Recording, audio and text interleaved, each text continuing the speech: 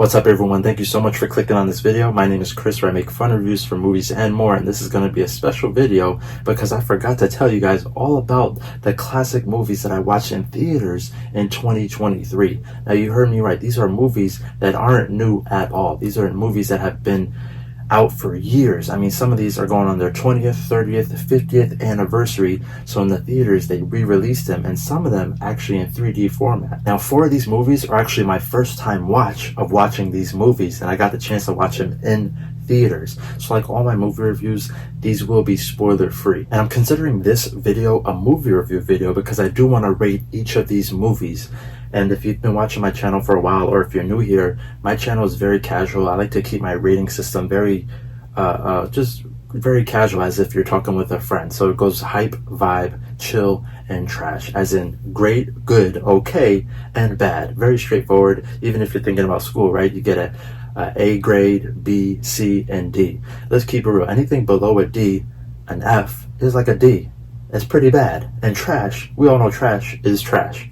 Now, I will be reviewing each movie in the order that I watched them in this year. So we're going to start at the beginning of the year and make our way towards the end of the year, starting with the first one, and that being Titanic 25th Anniversary in 3D on February 13th, which is when I watched it. Now, did I have Valentine's Day? That's none of your business. We going through it. We made it through it. We at the end of the year. That's all it's about. Mind your business. This movie, as you know, is based off the true story of the huge Titanic ship that got hit by an iceberg and killed over 1,000 people. Now, the love story, I believe, is not true at all, but it's one of the greatest cinematic love stories of all time. Now, this version, like I said, was in 3D, so it was a cool experience. It was the standard 3D format, and this movie is from James Cameron, the director, who also directed the new Avatar films. Now, in regards to that 3D, it's nothing compared to this original 3D, right? It wasn't no Avatar 3D experience, but it was still cool nonetheless. And I'm going to keep these reviews very straightforward for each of these movies. Not many negatives for Titanic, in my opinion. You can argue that it is a very long movie. However, for me, I absolutely think it's a great movie. Is there anyone alive out there? Can anyone hear me? Is there anyone alive out there? So hype, as in it's a great movie, like I just said. And did I ever mention the joke on this channel? I feel like I did, unless I tell it to myself over and over as I upload a video. But every time I upload a video and I don't get the views that I think I should get, I'm just keeping it real as a content creator. Oh yeah, this clip is playing in my head over and over and over. Is there anyone alive out there? Can anyone hear me? Is there anyone alive out there? Oh yeah, the struggle is real. The struggle is very real out here. So mind your business. Mind your business. Now, the second movie I watched in theaters was actually Crouching Tiger, Hidden Dragon, back on February 19th. This movie was not one of those anniversary movies like the rest of these, because it did come out in the year 2000, but it is a first time watch. And I think it was just one of the movies that AMC decided to just put back in theater as like a throwback movie. But can we all agree that this movie title, Crouching Tiger, Hidden Dragon, is like one of the top 10 coolest titles of all time? I mean, even the movie itself is just so damn cool. I mean, I've always seen clips in the past of this movie in regards to them, you know, doing the fighting when they're floating and jumping from here to there after, as if they're just flying in the sky. That stuff has always been cool. But what I never realized once I watched this movie is the beautiful love story. This is actually a love story. And on top of that, you might see it from the clips, or if you've watched this movie, you already know the cinematography is absolutely beautiful. Plus, I didn't know that Michelle Yeoh is in this, and she's one of, if not the main character of this movie. So mad respect to her, as always, for her long career and her dedication to her craft.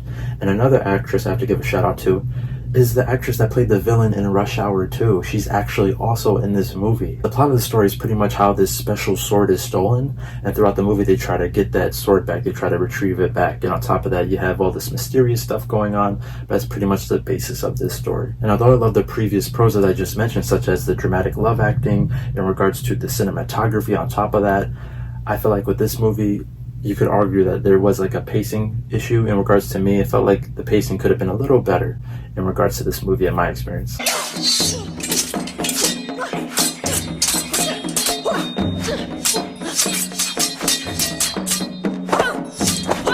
So yeah, Vibrating, like I said, is an 8 out of 10. It was a good movie compared to the Titanic movie, which I gave a hype rating, which is great, 10 out of 10. But now my third movie I watched on April 19th. And this was a classic one. This is The Lord of the Rings: Return of the King 20th Anniversary. Now, me being in my young 30s, I did watch this in theaters, and as you can imagine, if you watched it 20 years ago, absolutely life-changing. This is the third movie in the Lord of the Rings franchise, and it's pretty much all about if Frodo, who's one of the main characters, if not the main character, can finally destroy the evil ring once and for all with all the epicness going on. I mean, I don't know if that's a word, epicness, but goddamn, with all the wars going on and everybody just fighting for this singular cause, epicness, no doubt. The most epic film of all time, if not. I can't carry it for you, but I can carry you. Come on!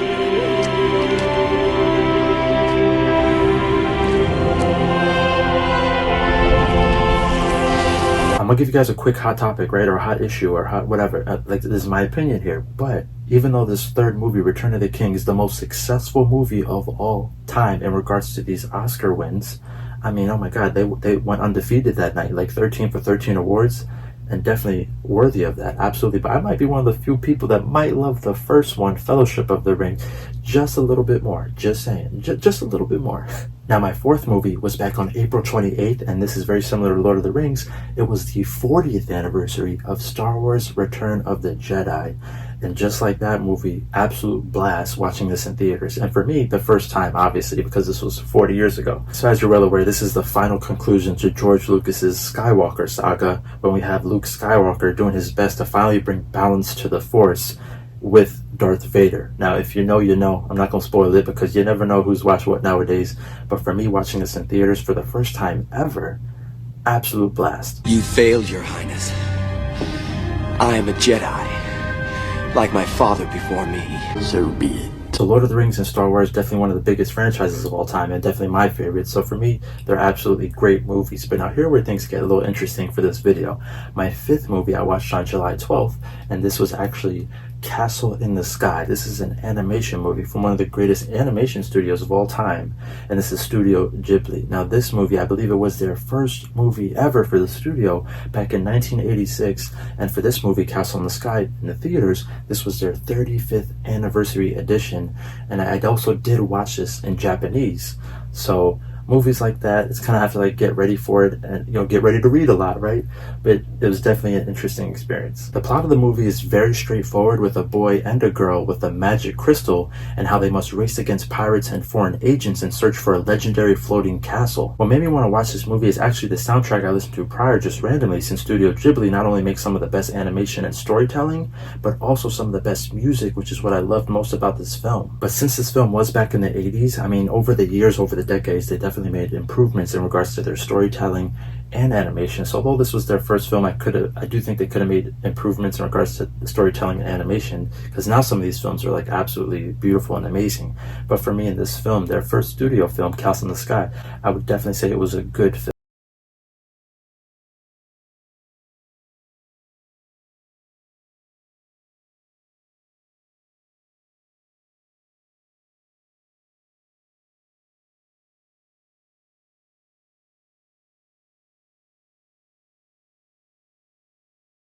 August 16th, and this was another first time watch for me personally, and this has to be one of the oldest movies. This is the oldest movie for this video. This was the 50th anniversary for Bruce Lee's film Enter the Dragon. Now, I'm going to be honest with you guys, like always, right? I am slacking on these older classic films that I've never watched before, and this was also one of my first time watches of a Bruce Lee film. Obviously, I've seen clips before and familiar with his work, but I never watched the film entirely until now.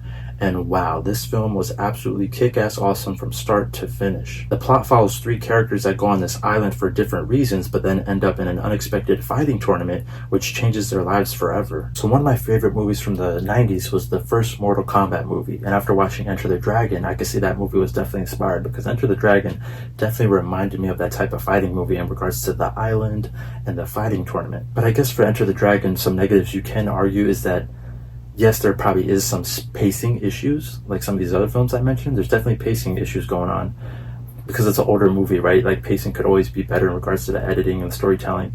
And on top of that, yes, there were some major corny line deliveries, which maybe was the thing back then. Maybe that's how they spoke, how they talked. So those were the only two things that I noticed for this film. But if you watch this movie and you stay towards the end, the ending is absolutely amazing. when I watch a movie like that and it's like, okay, it's okay, oh, it's getting better, it's getting better. If the ending is on point and it's absolutely brilliant, that's what gets it over the hump and gives it a hype rating. Man, you come right out of a comic book. My 7th movie that I watched in theaters was actually on August 25th, and this is a 3D version format for the 30th anniversary for Jurassic Park. As you all know, this is the first movie in the classic franchise where they visit the park for the first time before opening to the public, and good thing they did because all hell breaks loose. Now, this movie experience, unlike The Lord of the Rings that I watched in theaters 20 years ago, this is very similar to Star Wars, how it came out 40 years ago, and obviously I didn't watch it in theaters, but if I did watch this in theaters 30 years ago at the age of 2, instead of loving dinosaurs to this day, shit, I probably would be traumatized of dinosaurs to this day. You know, unless you babies at 2 years old could just watch crazy shit like that, respect to you. But oh my god, this movie, crazy. The legendary director of Steven Spielberg and the absolutely brilliant musical composer of John Williams. I mean, both these guys together, along with the great cast and storytelling, I could go on, but this film, absolutely great. No, I'm simply saying that life, finds a way. And did I mention that this wasn't 3D, just like Titanic, right? But the difference between Titanic and Jurassic Park, you know, you have 3D wise, right? You're watching iceberg dinosaurs. What's better in 3D? Dinosaurs. Let's keep it real. Now, my final throwback movie that I watched in 2023 in theaters, it all leads to this hat right here. This is The Nightmare Before Christmas 30th Anniversary Edition. This movie for me is technically a first time watch because I feel like with this movie like this that I'm about to explain, I feel like I have watched it maybe once or twice, but I do remember like clips. In other words, I kind of do find it somewhat forgetful. So for me going into this theater, I was excited as watching as a first time viewer. The story follows the main protagonist of Jack Skellington, who is the king of Halloween Town, but then he discovers Christmas Town. So then after falling in love and awe of the wonder of Christmas, he then attempts to bring Christmas to Halloween Town, but of course everything just causes confusion for everyone at that point. Now, apologies in advance to anyone who loves this film. It's obviously a classic for a reason because, you know, it's at the end of the year, it's in regards to Halloween and Christmas. For me, watching as a kid, I just never really got into it because obviously it is super creepy, and obviously it's more of a Halloween movie, I guess. But just even with the animation, I just feel like it's so kind of weird. And then the music on top of that, it's just not good in my opinion. This is almost kind of a musical. There's a lot of songs going on, a lot of singing, but these songs are just so gloomy. They kind of blend in. All the melodies kind of very sound similar, except for the two main hits, which is What's This and This Is Halloween. Those two are bangers, but everything else, absolutely forget. It's like the same type of music, and maybe it's because it's Halloween related, it's supposed to be gloomy, but just for me, I wasn't a fan of that. I was expecting just a little bit more to make it more memorable. I think some people do agree with me, like this is one of those movies that is kind of hard to get through, and I mean, I love the branding of it. I love the stop animation of it. I absolutely do have nothing but respect for the artist who created this movie at that time. And I love the idea of the plot along with the holiday themes. I just feel like the pacing and storytelling could have been a little better. Even though I have these negatives towards this film, I mean, like I just mentioned, I would absolutely have nothing but love and respect and appreciation for, you know, the creativity, the innovation, and that classic stop motion animation for that time. What's this? What's this? There's color everywhere. What's this? There's white things in the air. What's this? This is Halloween. This is Halloween. Halloween. Halloween. Halloween. Halloween. So yeah, a chill rating for this channel simply means, like I mentioned, it's like a C rating. I just found it okay. But you know what? I just came with an idea for this video. Why not? While we still have some time left, I'm gonna rank these 8 movies for my favorite movies in general. These movies that I watched in 2023 in theaters, I'm gonna rank for you guys real quick with some music from least to most. Can you guess which one is my favorite? Let's go.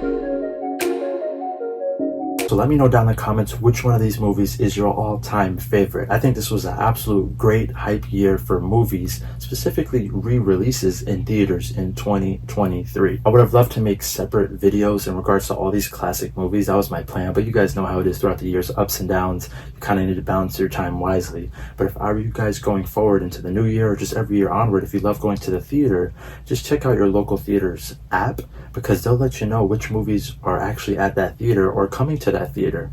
And definitely go back and watch some of these anniversary editions, because it was definitely a fun time. And if you enjoyed this video, make sure to click that like button. And if you're new here, please subscribe. I really do appreciate it. I absolutely appreciate all you guys watching for these past 2 years. Thank you so much. It's been a fun time, a fun video. And thank you so much again for watching. I'll see you all on the next one. Peace.